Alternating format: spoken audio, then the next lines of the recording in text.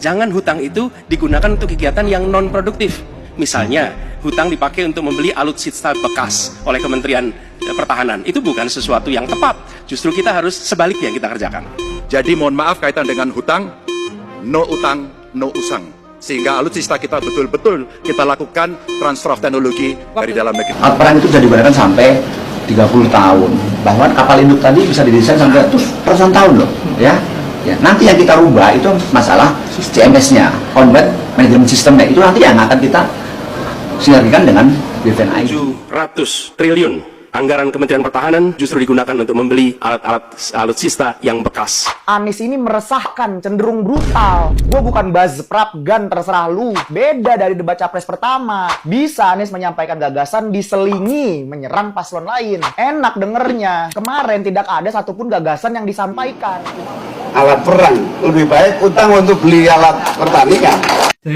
Saya sangat setuju dengan ide Bapak, yang dimana utang itu nggak perlu dipakai untuk beli alutsista gitu kan kita emang nggak perang gitu, sebaiknya dipakai untuk beli cangkul. Ada pengancaman terhadap Pak Anies Baswedan ya, dan pengancaman itu dilakukan di sosial media yang bilang mau nembak Pak Anies, dan katanya sih dari pendukung 02 gitu, dan sudah ditangkap juga orangnya. Nih ya, kalian-kalian yang mendukung siapapun jagoan kalian, gunakanlah juga nalarnya, otaknya itu digunakan, hatinya digunakan gitu loh ya.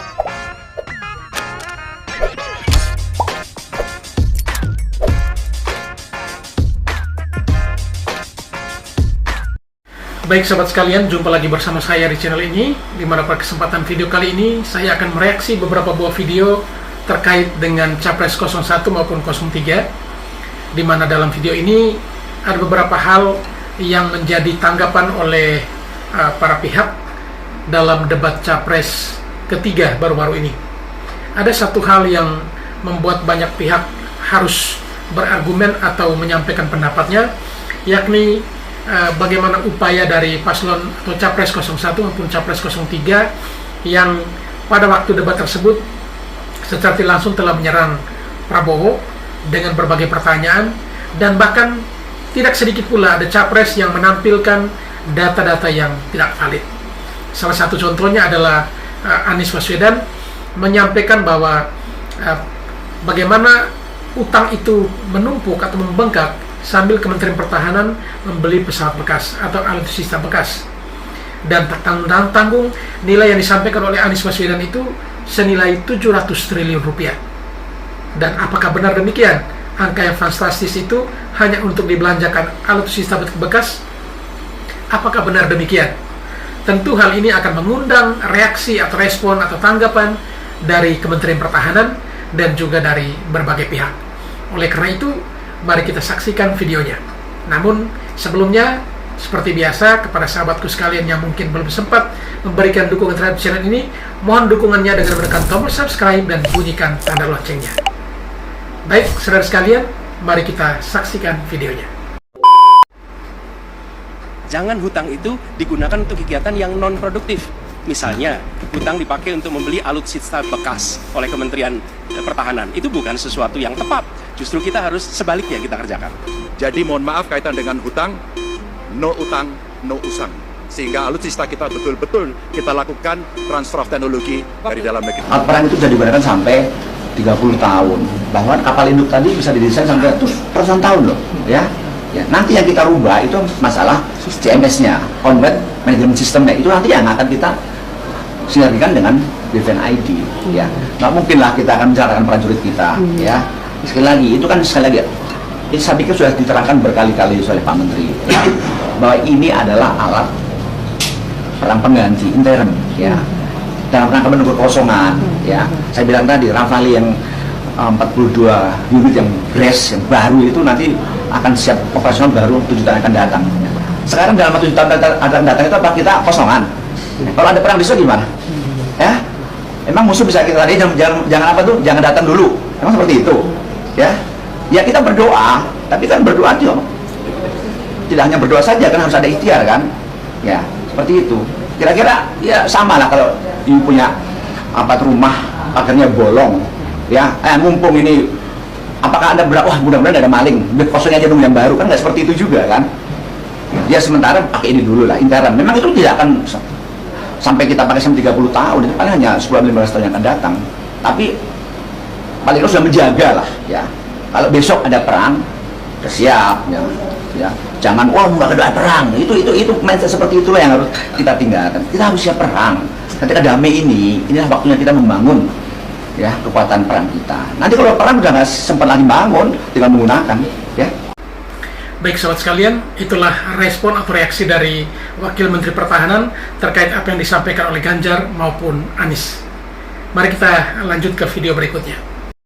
Dan 700 triliun anggaran Kementerian Pertahanan justru digunakan untuk membeli alat-alat alutsista yang bekas. Anies ini meresahkan, cenderung brutal. Gue bukan bazprap gun, terserah lu. Beda dari debat capres pertama. Bisa Anies menyampaikan gagasan diselingi, menyerang paslon lain. Enak dengernya. Kemarin tidak ada satupun gagasan yang disampaikan. Cuma fokus nyerang paslon 2. Malah cenderung brutal karena repetitif. Bahkan sampai bluffing entah dari mana 700 triliun setahun. Astagfirullah. Bisa ya main emosional gitu. Cari angka akumulasi, disandangkan sama tentara nggak punya tempat tinggal.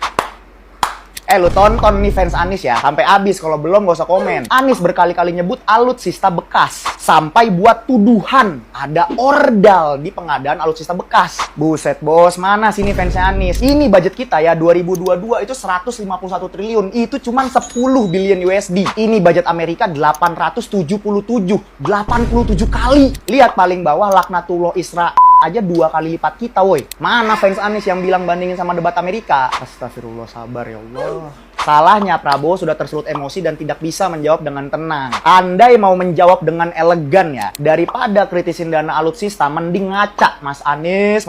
Ini lu lihat 27 anggaran janggal APBD 2020. Lem Aibon berapa M? Pernah ada monumen bambu 550 juta. Oke, membantu seniman Indonesia, tapi apa etis baru beberapa minggu udah dibongkar lagi? Buang duit APBD itu namanya, pajak rakyat itu. Nah, ini ada ngomong ordal ya. Coba lihat TGUPP, isinya siapa aja? Zaman Ahok TGUPP cuma 6 orang, zaman Anies 73 orang. Ngomong ordal tuh gaji dan operasional pakai APBD, pajak rakyat, janji pamungkas, OKOC 0%. Ahok udah bilang, Itu uang dari mana? sama penolakan reklamasi. Lo semua tahu nggak gimana nasibnya sekarang Jakarta? Coba komen. Jangan di bawah 5, sebut aja berapa. 11 mas, dari 100. Kok bisa-bisa hanya ngomong 11/100 nilai ujian Nobita kali? Alat perang. Lebih baik utang untuk beli alat pertanian. Saya sangat setuju dengan ide Bapak, yang dimana utang itu nggak perlu dipakai untuk beli alutsista gitu kan. Kan kita emang nggak perang gitu, sebaiknya dipakai untuk beli cangkul. Selain untuk bertani, juga bisa untuk menggali parit, Pak. Iya kan, itu kan masuk Bapak, itu ide yang sangat cemerlang, Pak. Saya setuju banget gitu kan.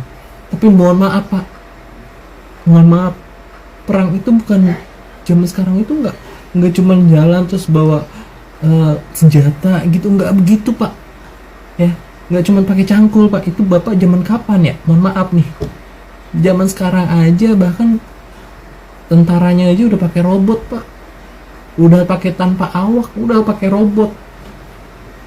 Itu Bapak zaman kapan?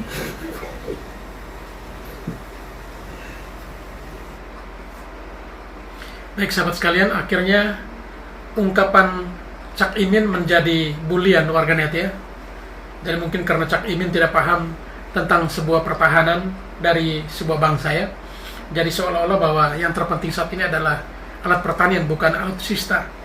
Sedangkan ya alat perang itu juga adalah bagian dari pertahanan keamanan bangsa ini, yang dimana negara lain justru meningkatkan APBN-nya untuk bisa porsinya agak lebih besar di pertahanan itu, karena ini sangat rentan, karena di saat-saat seperti ini banyak negara atau pihak asing yang akan dengan mudahnya ya menciderai kedaulatan kita kalau memang kita sendiri tidak bisa mempersiapkan diri dengan baik.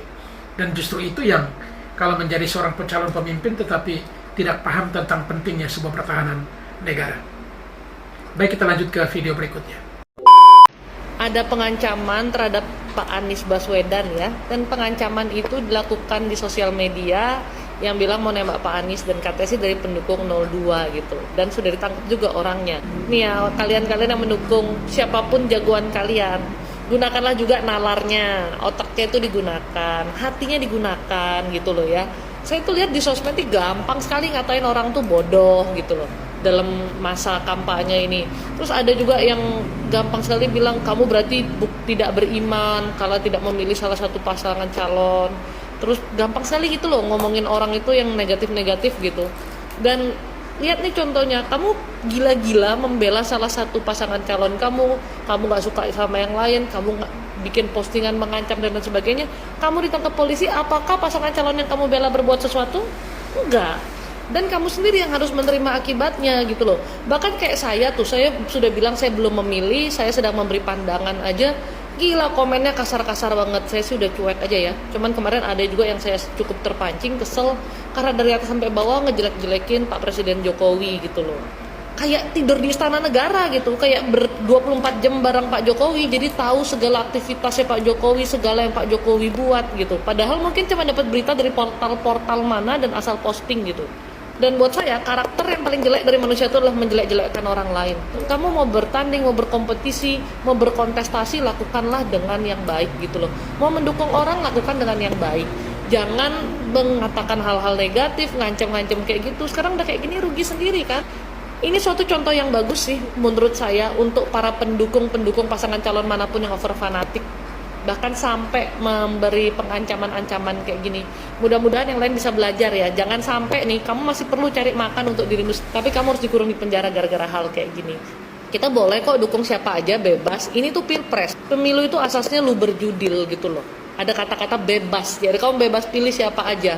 Dan kamu pun tidak boleh mengintimidasi orang yang memilih siapapun gitu loh. Heran, akhirnya udah ketangkep polisi kayak gini kan, saya tuh gemes loh sebenarnya. Kenapa sih gitu loh harus berlebihan banget? Siapapun yang kamu bela, yang penting negara ini tuh tetap harus satu, rukun dan damai gitu loh. Jadi jangan berlebih-lebihan deh kalau membela salah satu pasangan calon siapapun gitu. Ya mudah-mudahan apapun itu selalu menjadi pelajaran yang baik untuk kita yang menikmati, menyimak kasus-kasus yang ada.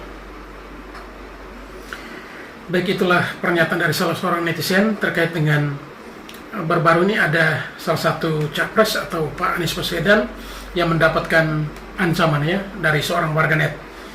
Dan oleh karena itu, mari kita dengarkan bersama apa komentar atau penyampaian dari pihak kepolisian terkait hal ini. Dan menurut pihak kepolisian bahwa pelaku pengancaman itu sudah ditahan ya, dan sudah terdeteksi akunnya dan sudah ditahan. Mari kita dengarkan pernyataan dari pihak kepolisian berikut ini. Bismillahirrahmanirrahim. Assalamualaikum warahmatullahi wabarakatuh. Rabbi shrah li sadri wa yassir li amri wahlul 'uqdatam min lisani yafqahu qawli. Rekan-rekan media yang saya hormati dan saya banggakan, pada hari ini saya sengaja mengganggu waktunya teman sekalian untuk weekend bersama keluarga, karena ada yang perlu kami sampaikan, mudah-mudahan bermanfaat dan bisa mencerahkan masyarakat pada umumnya. Dan sengaja segera kita menyampaikan ini karena ini menjadi kabar untuk masyarakat yang harus kita sampaikan.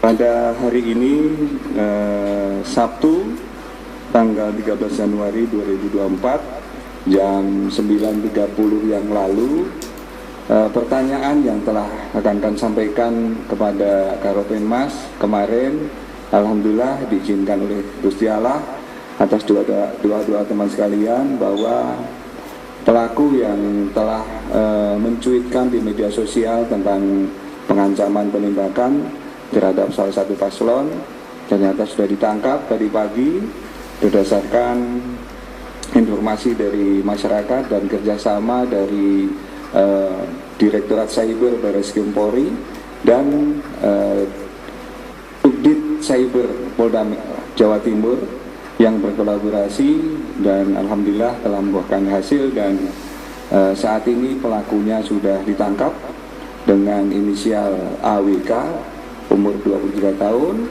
di daerah Pasuruan Jawa Timur, atau tepatnya TKP-nya di Jember.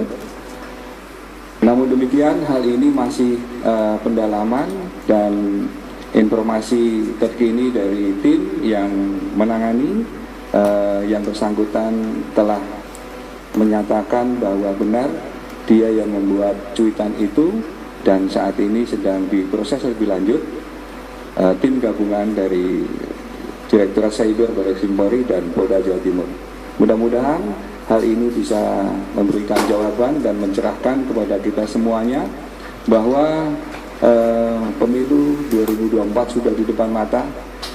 Jadi tidak ada kata lain kalau bukan kebersamaan kita semuanya untuk menjaga keamanan, ketertiban, keamanan dan kedamaian serta pemilu yang diharapkan oleh seluruh komponen bangsa yang jujur dan adil tidak akan mungkin terwujud tanpa kebersamaan.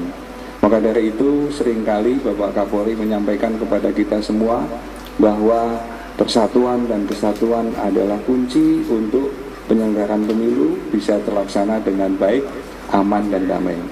Maka dari itu teman sekalian, kami sangat berharap dan menghimbau kepada kita semuanya untuk bisa menahan diri bahwa hidup rukun dan saling menyayangi adalah bagian dan ajaran nenek moyang kita, bangsa Indonesia, untuk selalu bisa bergotong royong dalam rangka memecahkan semua masalah yang ada di lingkungan kita. Dan lebih utama lagi, dengan hidup rukun dan saling mengasihi tadi, itu menjadi potret bahwa bangsa Indonesia adalah bangsa yang bijak untuk bisa saling berempati terhadap permasalahan-permasalahan yang terjadi, dan insya Allah itu menjadi pengikat persatuan dan kesatuan bangsa. Mungkin itu aja yang bisa kami sampaikan. Kami akhiri, wassalamualaikum warahmatullahi wabarakatuh. Baik sahabat sekalian, barusan kita menyaksikan dan mendengarkan pernyataan dari pihak kepolisian terkait dengan telah ditahannya pelaku pengancaman terhadap Capres 01 yakni Anies Baswedan, dan ternyata pelaku tersebut berinisial AWK yang berasal dari Pasuruan, Jawa Timur, dan kasusnya saat ini telah ditangani oleh pihak cyber Mabes TNI, Mabes Polri dan juga pihak dari Polda Jawa Timur. Tentunya hal-hal seperti ini jangan sampai terjadi lagi di waktu-waktu yang akan datang, sehingga sekalipun kita boleh fans atau fanatik dengan paslon tertentu, tetapi yang berbau pengancaman seperti ini hendaknya tidak perlu dilakukan. Ya, beda pilihan itu biasa, tetapi jangan sampai melakukan hal-hal atau tindak-tindakan yang justru merugikan diri kita sendiri. Baik, selanjutnya mari kita saksikan video berikut ini. TKN Prabowo Gibran minta ancaman penembakan ke Anies diusut tuntas. Yang kedua, teman-teman, terkait hari ini adanya penangkapan terhadap pemilik akun media sosial, kalau nggak salah, akun TikTok @calonistri 7100, ya, yang intinya akun ini disebut ya mengancam calon presiden Anies Baswedan. Kami sudah cek ya, akun ini tentu tidak terafiliasi dengan kami, bukan merupakan bagian dari kami. Nah, kami serukan kepada masyarakat ya untuk ya lebih ya berhati-hati ya dalam bermedia sosial. Perbedaan sebesar apapun jangan dijadikan alasan untuk meluapkan emosi yang akhirnya kontraproduktif. Bisa jadi karena terlalu emosi mengucapkan kalimat-kalimat tersebut, karena kan dalam kita bermedia sosial itu tidak ada proses editing, tidak ada struktur redaksi juga. Setiap orang menjadi wartawan, setiap orang menjadi penerbit dari medianya sendiri. Beda dengan teman-teman wartawan ya, semua produk jurnalistiknya melalui proses yang profesional, cek and recheck, lalu dibuat berita secara profesional. Ada proses keredaksian, baru ada proses pemberitaan. Nah, kalau ini ya dengan media sosial kita bisa ngomong apa saja dalam waktu hitungan detik, hitungan menit, bisa tersebar ke seluruh Indonesia dan bisa membawa dampak. Apa yang menurut kita mungkin tidak dikategorikan pengancaman bisa jadi secara hukum memenuhi unsur-unsur pengancaman. Dan apa yang kita anggap biasa-biasa saja bisa jadi dianggap orang bermasalah. Karena hati-hati sekali ya. Kalau toh ada pendukung Pak Prabowo ya kan ingin menyampaikan dukungannya, sampaikan dengan cara-cara yang santun ya. Dengan cara-cara yang elegan. Dan kemudian lebih baik kita fokus menyampaikan, menyebarluaskan gagasan ya, visi misi programnya Pak Prabowo. Kami menghormati apa yang dilakukan kepolisian dalam kasus ini. Silahkan diusut ya, dijalankan proses hukum secara berkeadilan ya. Dan kami juga akan terus memantau perkara ini ya secara umum. Baik sahabat sekalian, barusan kita mendengarkan bersama apa yang disampaikan oleh Wakil Ketua TKN Prabowo Gibran, meminta agar pihak atau orang yang melakukan pengancaman terhadap Anies Baswedan itu harus diusut tuntas biar terang benderang dan tidak saling mencurigai satu sama lain. Dan beliau pun berharap dan menyampaikan kepada para pendukung Prabowo Gibran agar sebaiknya menyampaikan di media sosial itu terkait dengan program-program dari Prabowo Gibran. Jangan omong hal lain yang justru akan merugikan diri sendiri. Karena memang bagi kita itu hal biasa, tetapi mungkin bagi orang lain itu bermasalah. Dan itu pesan dari Wakil Ketua TKN barusan, Bang Habibur Rahman ya, terkait hal itu. Oleh karena itu diharapkan agar siapapun dia, entah pendukung paslon 01, 02, ataupun 03, hendaknya bisa menyampaikan secara elegan, secara baik. Jangan sampai yang berbau ancaman justru akan menjerumuskan diri kita sendiri. Baik, selanjutnya mari kita saksikan ada sebuah video bagaimana salah seorang pendukung Anies Baswedan yang baru-baru ini cukup viral, yang berjuang untuk mendekati Pak Anies, lalu memeluk Pak Anies, dan waktu itu disinyalir videonya bahwa telinga Pak Anies hampir digigit orang ini. Tetapi ternyata orang ini adalah salah satu pendukung Pak Anies, dan ia menyampaikan bahwa ia sangat merindukan untuk bertemu Pak Anies. Justru dengan kejadian seperti itu terungkap bahwa orang ini benar-benar fans atau fanatik dengan Pak Anies. Ya, seperti apa kisahnya? Mari kita saksikan selengkapnya di video ini.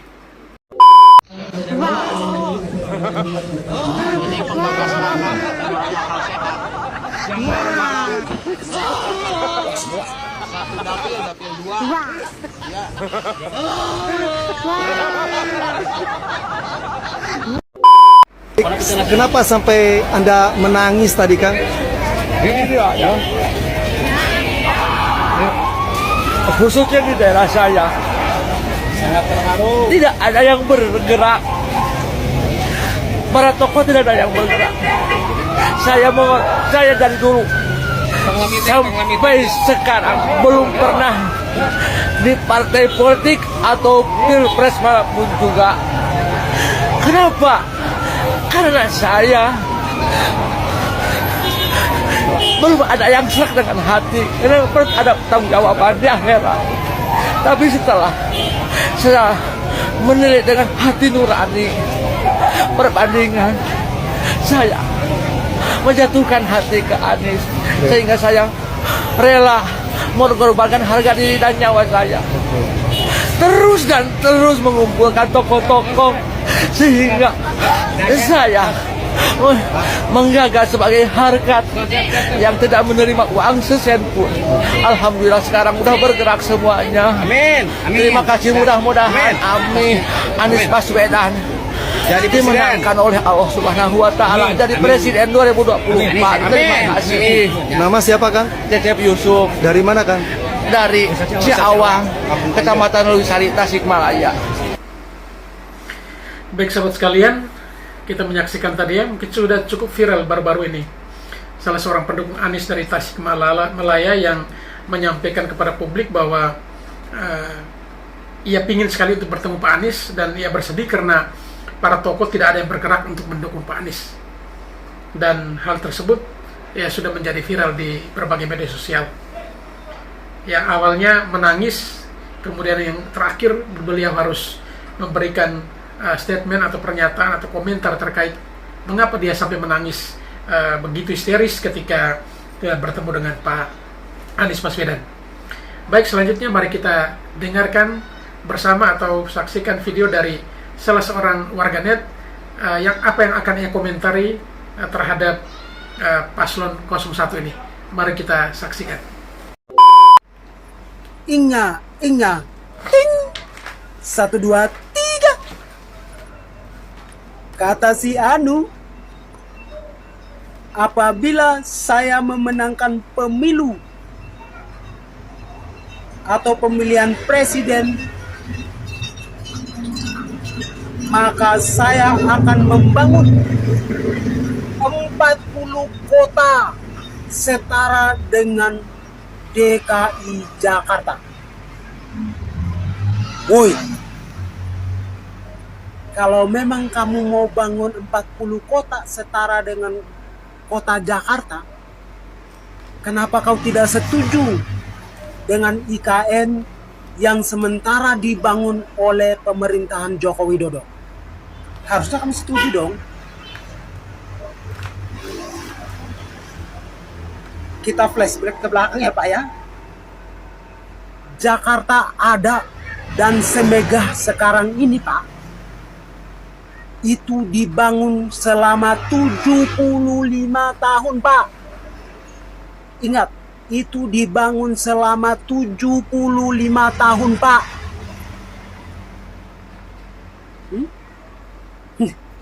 Lucu orang. Bagaimana bisa Pak mau bangun 40 kota dalam waktu 5 tahun Pak? Bapak, apakah Bapak titisan jin Pak? Kukabulkan 40 permintaanmu. Ayo monggo. Aku mau bangun kota ini Pak. Om Jin, aku mau bangun kota ini. Om Jin, aku mau bangun kota ini.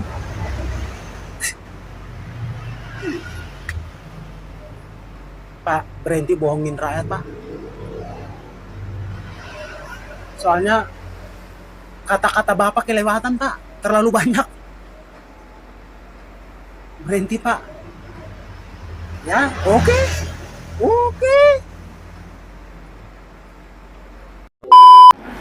Anies berbicara ketika dia sampaikan, dia wujudkan, dia lakukan. Nah, contohnya? Banyak ya, yang enggak, itu bukan Jakarta. satu contohnya. Enggak, Banyak. sebutkan realistis dong. Sebut satu contohnya yang mana? Ya contohnya pembangunan infrastruktur Jakarta. Enggak, itu Jokowi. Contoh yang lain itu Jokowi. Kok Jokowi semua? Enggak, itu benar, itu program nasional tuh. Program nasional APBD DKI 80 miliar dihabiskan untuk membangun infrastruktur, Bos, itu tol, rel kereta api cepat, program nasional Bos. Jangan lupa program iya, unggulan tapi nasional. ada infrastruktur yang menjadi kewenangan provinsi. Itu APBN itu proyek strategis nasional. Oke, karena kita antar jangan provinsi. membodohin publik gitu loh. Kok membodohin publik? Itu pembodohan namanya. Silakan, itu bukan. silakan itu bukan. Silakan itu bukan. Saya di sana itu bukan. Itu bukan.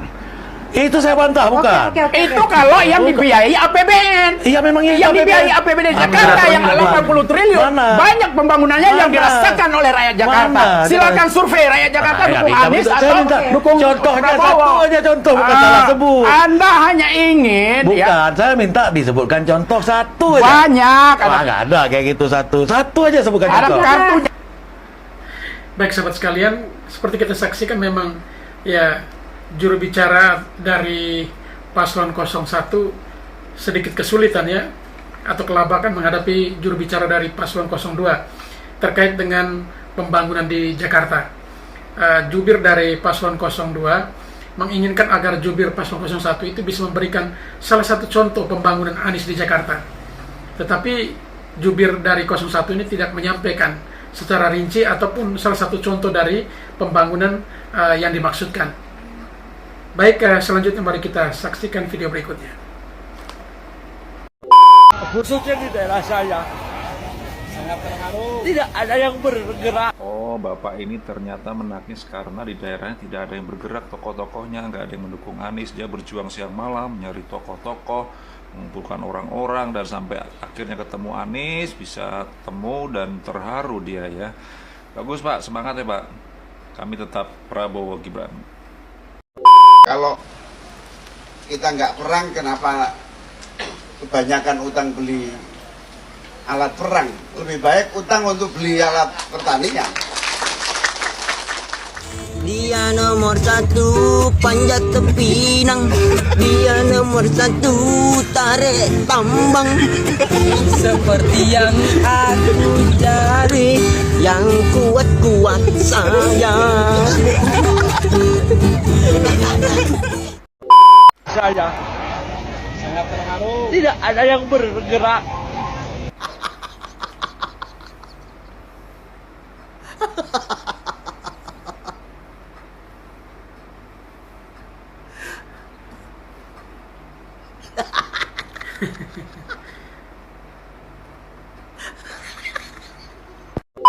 Apa prestasi Pak Anies? Prestasi Pak Anies saat ini membuat mulai muncul. Dia tunggu ya, kakak wis malas-malas petengku aku. Wis brai-brai. Iya gini mateni. Di mateni. Cai nak cai jatuh, cai di kontrol dari banyak doki gajul dari siji kelengar. Alhamdulillah, selamat kepada Pak Prabowo, surveinya semakin tinggi dan bagus. Cah, doh, iya. Mas Dolemin mulai panik iki. Mulai bimbang nih Mas Dolemin. Mas Dolemin mulai bimbang. Lah iya. Lah Anies Baswedan nangger kampanye rono rene iki ra tau bener. Ning Samarinda ning endi pasar Segiri ya ngono ya diteriaki Prabowo manggan. Dadi Cak Imin ki mulai bingung lho, Cak. Cak Imin ki mulai bimbang iki. Bingung iki. Ya sak kirane posisine ora aman wis mending metu wae teko kono. Gabung Pak Prabowo lho pisan. Gabung Pak Prabowo engko lumayan. Oleh-oleh kursi menteri ta apa dadi apa wis lumayan pokoke. Salam seduluran pendukung Prabowo Gibran satu putaran. Sip. Baik sahabat sekalian, demikian saja beberapa video yang coba saya reaksi pada kesempatan kali ini. Dan kepada para sahabat sekalian yang mungkin ingin berkomentar, silakan tulis komentar sebanyak-banyaknya. Dan juga yang mungkin ingin merequest video apa yang bakal kita reaksi pada kesempatan berikutnya, silakan tulis di kolom komentar. Dan terakhir, kepada para sahabat sekalian yang mungkin belum sempat untuk memberikan dukungan terhadap channel ini, mohon dukungannya dengan menekan tombol subscribe dan bunyikan tanda loncengnya. Sekian dan terima kasih, dan sampai berjumpa di video berikutnya.